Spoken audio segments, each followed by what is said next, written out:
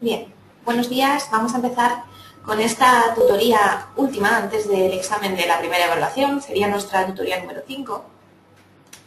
Y estaríamos hablando del segundo bloque, lengua y sociedad, en este caso de la lengua española. Es un tema que comienza, como sabéis, en la página 192 y como podéis ver en el índice, bueno, pues tiene un resumen, digamos, de lo que sería el origen y la evolución, lo que ha sucedido desde que nació, digamos, la lengua española en el latín y, bueno, pues cómo ha ido evolucionando hasta ahora, hasta el español actual y incluso vamos a hablar del español de América, que, bueno, tiene importantes fenómenos lingüísticos que debemos por lo menos conocer.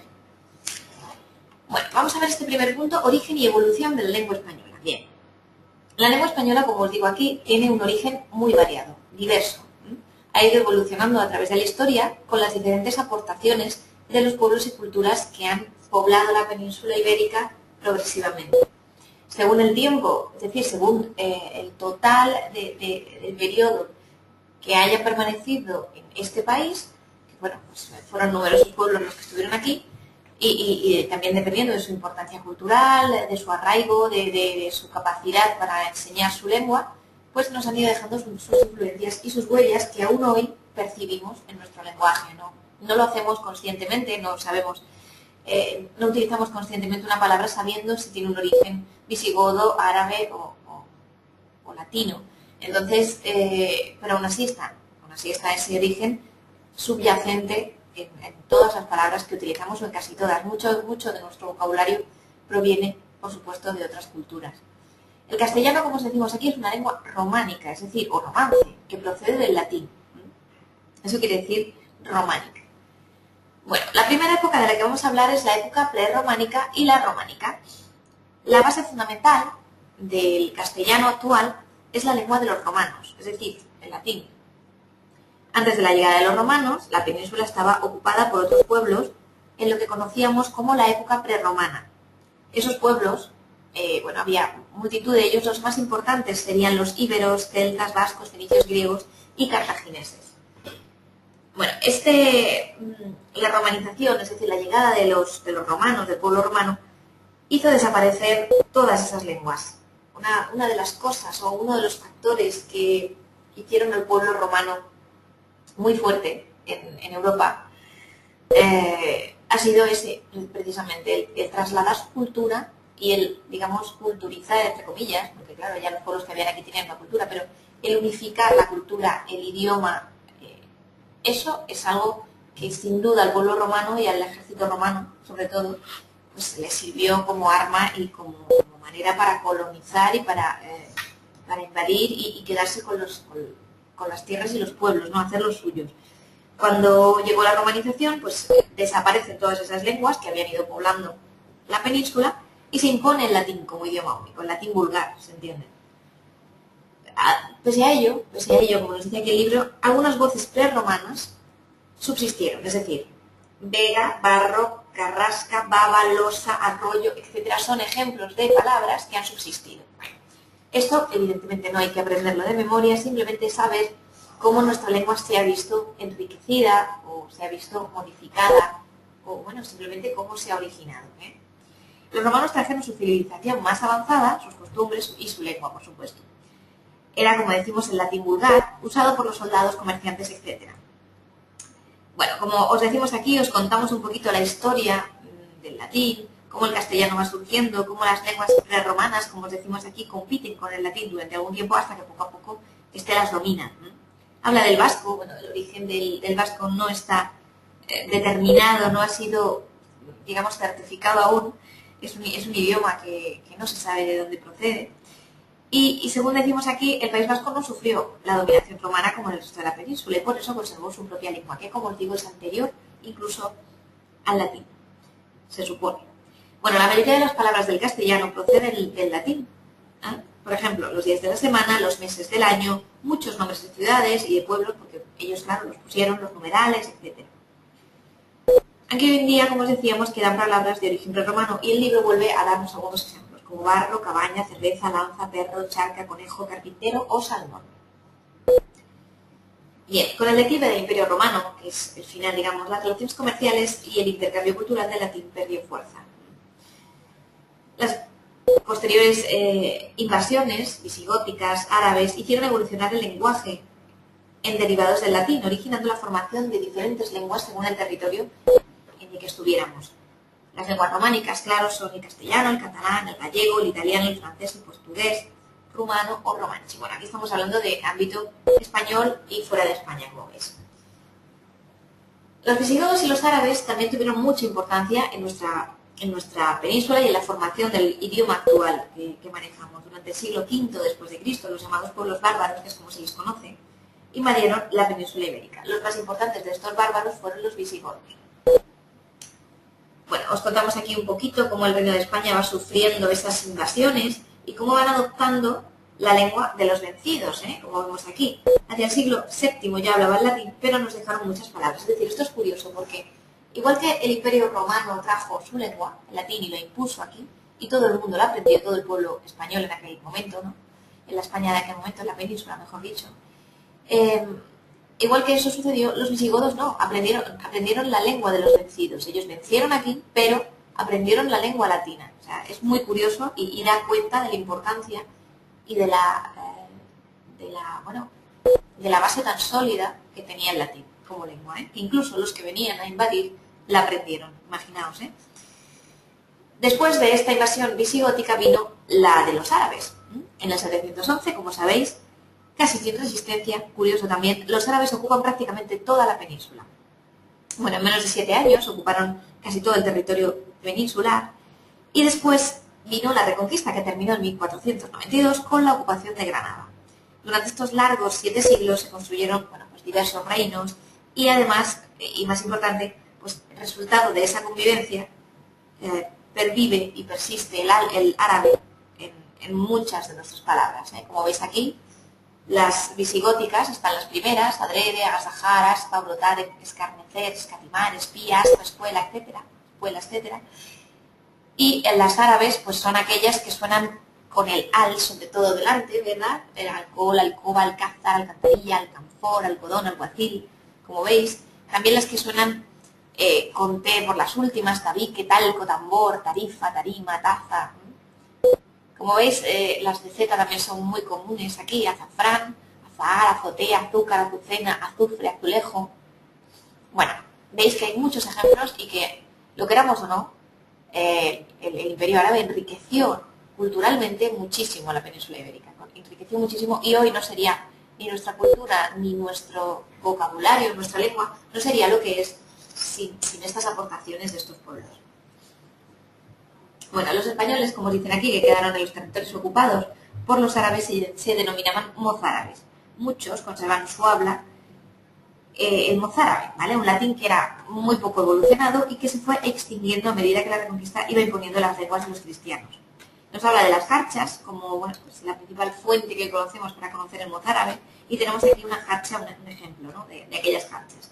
En el norte de España, que esto también es importante, los cristianos hacen frente a los árabes en pequeños grupos. Su lengua va evolucionando con el paso de los siglos para dejar de ser latín y formar una lengua nueva, que es el castellano. Es decir, al finalizar el siglo XVI, el castellano era la lengua más usada en España, como os decimos aquí en el lateral.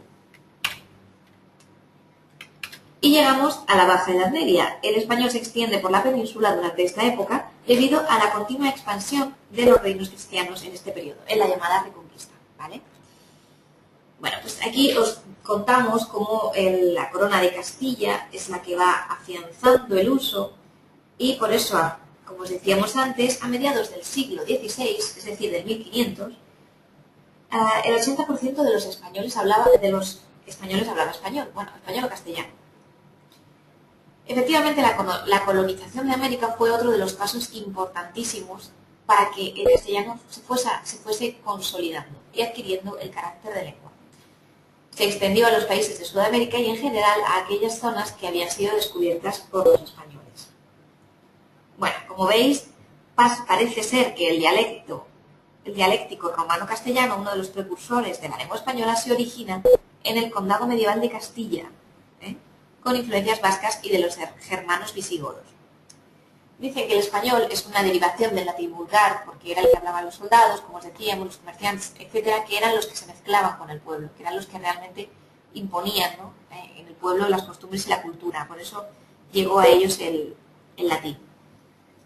Bueno, de esta manera se fue conformando el actual mapa lingüístico de la península ibérica, dando 4 lenguas románicas: castellano, catalán, gallego y portugués, además de una lengua no románica o prerrománica, que es el vascuence o vasco. Y con esto llegamos a la siguiente parte. Ya en la actualidad ya hemos pasado todo ese periodo histórico y ahora seguimos modificando y el idioma sigue cambiando y sigue creciendo, y la Real Academia se encarga de ir recogiendo todas esas variaciones. O sea que esto de que la lengua se vea modificada no es algo solamente propio de la historia y de tiempos pasados, sino que aún hoy vamos modificándolo, incorporando palabras, abandonando otras, en fin. Vamos construyéndolo entre todos. Lengua es sinónimo de idioma, os lo pongo ahí bien centradito para que no os liéis. Un idioma, una lengua es exactamente lo mismo, no así dialecto y lengua, que entonces es donde la cosa tiene diferentes significados.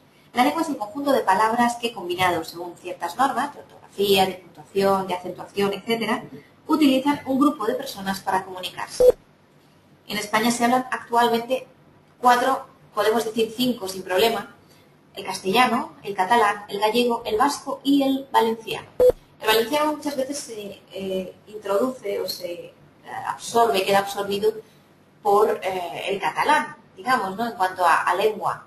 Pero desde 1982 tiene su propia autonomía, es decir, según el Estatuto de Autonomía de Valencia, el valenciano se puede y se debe enumerar como una de las lenguas de España, ¿vale? O sea, cuando nos pregunten en un examen, que puede ser, ¿cuáles son las lenguas principales en España?, diremos el castellano, el catalán, el gallego, el vasco y el valenciano. Bien, solo las 3 primeras son románicas, porque ya sabéis que el vasco es prerrománico, o bueno, sin duda no viene del románico, porque ya estaba el vasco cuando llegaron los romanos. Las 4 cuentan con dialectos, es decir, con variantes regionales o geográficas que modifican en parte la lengua de la que proceden, pero no son, por ejemplo, el andaluz no es un idioma, sino un dialecto, porque no tiene una modificación grave con respecto del castellano. Es decir, entendemos y comprendemos perfectamente a un andaluz, no cambia ni el sistema verbal, ni el sistema de pronombres, ni nada de eso. Entonces, no se puede denominar lengua, puesto que no varía sustancialmente de la lengua de la que procede, ¿vale? Bueno, os dejamos aquí muchas especificidades de cada una de estas lenguas. Tenemos que saber que del catalán y provienen las palabras alioli, anís, bandolero, butifarra, burdel, capicúa, etcétera, porque nos lo pueden preguntar en el examen. Cita 4 lenguas principales y alguna de las palabras que hemos heredado de ellas. Vemos también que el gallego es el resultado de la evolución del latín vulgar en el noroeste de la península, es decir, en la zona de Galicia. Bueno, pues esta lengua posee semejanzas muy grandes con la lengua portuguesa, claro, porque es muy próximo su origen. Hay varios dialectos del gallego, como veis aquí. Luego vamos al vasco. El vasco euskera es el único idioma de la península que no deriva del latín ni de otras lenguas indoeuropeas. Todavía no se desconoce su origen, de hecho. Se habla además en territorio español y en territorio francés.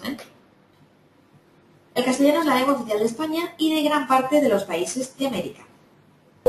Dialectos castellanos, pues está por un lado el español de América y como dialectos meridionales el andaluz, el murciano, el extremeño o el canario. ¿De acuerdo? Ya sabéis que en Mallorca, en Baleares, se habla un dialecto del catalán. Bueno, el yeísmo y el seseo, además del ceceo, no son exclusivos, aunque no son exclusivos de estas regiones, son una serie de fenómenos que se producen en las hablas meridionales, como el andaluz, ¿vale? Luego los veremos también en las lenguas, en las zonas sudamericanas. El castellano, por fin, en la página 201, existe como lengua común que se habla en todo el país. Lengua oficial, cooficial con el resto, porque todas ellas son lenguas oficiales. Veis que aquí ya sí refleja el valenciano, el gallego, el vasco, el catalán, el valenciano. ¿Veis? En la página 201, ahí ya refleja el valenciano como lengua oficial. Bueno, el castellano se difundió a través de la Reconquista, claramente, porque sin ella hubiera sido imposible, y se extiende por América y Filipinas a través de los conquistadores y colonizadores, claro está. También los judíos que fueron expulsados de la península lo llevaron consigo y hoy lo mantienen sus descendientes sefardíes. Es decir, se habla un judeo-español, que es un idioma, aunque también es un dialecto del castellano, ¿vale? Bueno, vamos a hablar, como vemos aquí, del español en la actualidad. Siempre hablamos de cómo nos tenemos que referir a nuestro idioma, así como español o como castellano. Bueno, pues depende. Si hablamos en un ámbito internacional, se asocia el nombre del país con el nombre del idioma. Es decir, si estamos hablando de Francia, diremos francés. Si estamos hablando de España, diremos español. En el ámbito internacional siempre se va a hablar de español. Pero si estamos en el ámbito nacional, por respeto al resto de lenguas que cooficialmente comparten el territorio, hablaremos de castellano. Es decir, en un ámbito nacional, aquí en España, cuando nos refiramos a nuestro idioma como el castellano, diremos que es castellano. Por eso esa diferenciación entre español o castellano. Siempre en España, en ámbito nacional, preferimos utilizar castellano por el respeto al resto de lenguas que también son españolas, ¿vale? Bueno, el español en la actualidad es uno de los 6 idiomas, muy curioso, oficiales de la ONU, y tras el chino mandarín, es la lengua más hablada del mundo por el número de personas que la tienen como lengua materna. A veces nos parece que el inglés es el más extendido, es el más internacional. Sí, por una parte es uno de los más extendidos, pero por número de hablantes nos quedamos los segundos por delante de ellos. Es también idioma oficial en varias de las principales organizaciones político-económicas internacionales, como la Unión Europea, la Unión Africana, la Organización de los Estados Americanos, etc. El español es el segundo idioma, como os decimos, y es también el segundo más estudiado en el mundo tras el inglés. ¿Vale? Es la segunda más hablada por número de personas y es el segundo más estudiado por detrás del inglés. También es verdad que la mayoría de los hispanohablantes se encuentran en Hispanoamérica, ¿vale? En Centro y Sudamérica sobre todo. Hoy lo hablan más de 200 millones de personas y subiendo. Es la lengua oficial de nuestra nación, así como de Argentina, Uruguay, Paraguay, Chile, Perú, Bolivia, Ecuador, Venezuela, etcétera, etcétera, etcétera. Bueno, pues esto es muy interesante, de verdad, leerlo, porque es bastante ameno, bastante interesante, y podemos hacernos una idea de cómo nuestro idioma está superando fronteras y está cada vez más de moda. Hoy todo el mundo quiere aprender castellano o español, porque es algo, bueno, pues que para los negocios, sobre todo con Sudamérica, es muy importante. Bien, vemos aquí el mapa de las principales lenguas del mundo, que es muy parecido al que tenemos en nuestra página 204. Tenemos, pues como veis, toda la zona de Sudamérica, subiendo por el centro, desde México, hacia allá Estados Unidos. Tenemos también una parte que se habla español, como lo veis aquí en Filipinas, y también, por supuesto, en España, y en nuestro libro marca el oeste de África. Y es verdad que también ahí hay una zona en la que el noroeste de África, muy pequeñita, pero también la hay, está presente en nuestro idioma. Bueno, el español en Internet obviamente está presente, sin ninguna duda. Y el español de América, por supuesto, es uno de los puntos importantes. No lo he reflejado en nuestras diapositivas porque como lo tenemos tan bien detallado aquí, lo único que vamos a hacer es repasar esto que nos dicen. Sobre todo los rasgos fonéticos, ¿vale? Podemos leer que la colonización se inició, como sabéis, en el siglo XVI y que expandió además el idioma español por la parte del continente americano, ¿vale? Se inició en 1492, cuando se descubre, cuando Colón llega a América, pero se inicia ya, solemos decir, en el siglo XVI, ¿vale? En el 1500.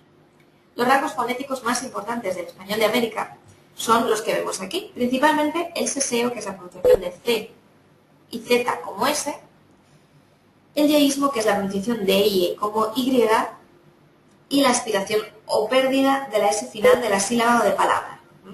Después hay también los dos siguientes que se producen con menos intensidad, confusión mutua de R y L, o aspiración de la H inicial, ¿vale? Esto también procede del latín. Estos rasgos los encontramos muy parecidos en el andaluz, lo que nos lleva a pensar que o bien esta coincidencia se debe a que gran parte de los conquistadores y colonizadores procedían de Andalucía, o bien que se ha producido una evolución independiente en Andalucía y América y los resultados han sido muy similares. Bueno, como hemos visto, podemos leer los rasgos morfológicos, pero los que más os interesan son los fonéticos, porque son los que oímos y son los que más vemos, ¿vale? Las peculiaridades léxicas también son curiosas, ¿vale? Porque tenemos bastantes diferencias. Y luego vemos en la página 208 lo que os decía, con un poquito más de profundidad, el seseo, el ceceo, el yeísmo y el voseo. Os recomiendo que lo repaséis. Estas 3 páginas, de la 208 a la 210, son muy importantes, está muy bien explicado y os recomiendo que lo veáis, que lo miréis, que es muy sencillo, de verdad, muy sencillo aprender lo que es el seseo, que su nombre lo dice, el ceceo, el yeísmo y el voseo, que es otro de los fenómenos que no teníamos dentro del apartado anterior. ¿Vale? El voseo, el utilizar el vos y los tipos de voseo, es decir, el dialectal americano y el peninsular. ¿Vale? Bueno, pues estos principales fenómenos son muy importantes, como os digo, para que podamos aprobar el examen. Vamos a echarle un vistazo solamente rápidamente a las... a ver si podemos, sí. Vamos a echarle un vistacito, ¿vale? A las recomendaciones que tenemos aquí en pantalla para el nivel 1, para esta primera evaluación. ¿Qué hay que repasar? Bueno, el sábado realizaremos el primer examen de evaluación y vamos a ver punto por punto qué hay que repasar de este primer trimestre, ¿vale? Los conceptos de lengua, norma y habla. Ya sabéis que esto casi siempre cae en el examen. Es pregunta obligatoria, que sepamos diferenciar la lengua de la norma y del habla, ¿vale? Ya sabéis, la lengua como la lengua castellana, la norma, es decir, el conjunto de reglas para combinar los signos, los elementos de nuestra lengua, y el habla, que es la realización personal de cada hablante. Los elementos de la comunicación, evidentemente, ya sabéis, emisor, receptor, el mensaje, el contexto, es decir, todos esos elementos. Además, se os puede pedir que expliquéis alguno. Los tipos de narrador, ¿vale? Los personajes. La argumentación, sus partes, recordáis, todas esas partes que hemos ido citando. Las técnicas de participación oral, que echáis un vistacito. Las figuras literarias, os repaséis las que hemos visto ahora, comparación, metáforas sobre todo, ¿vale? Los fenómenos lingüísticos del castellano, también, lo que acabamos de ver, ¿vale? El seseo, el ceceo, el yeísmo y el voseo. El diálogo, porque es un tipo de estilo que puede caer en el examen, y las lenguas de España, las 5 lenguas oficiales o cooficiales, como queráis. Por supuesto, os recomiendo también que repaséis el tema de la ortografía, porque nunca está de más revisar las normas de acentuación, el uso de la B y la V, de la H, etc. Estas indicaciones no solo son válidas para los que tengáis pensado acudir al examen, ya sabéis, sino que los que no vengáis, no podáis venir, también debéis tenerlas en cuenta a la hora de repasar los contenidos de esta primera evaluación cuando estudiéis para el Global de junio, ¿vale? Todas estas recomendaciones os sirven para junio. Espero haberos facilitado la tarea y, como dice aquí, estaré encantada de atender cualquiera de las dudas que se os planteen. Pues nada, sin más, terminamos esta tutoría. Espero que os haya servido de ayuda y cualquier consulta que se os plantee, por favor, contactad conmigo. Muchas gracias a todos.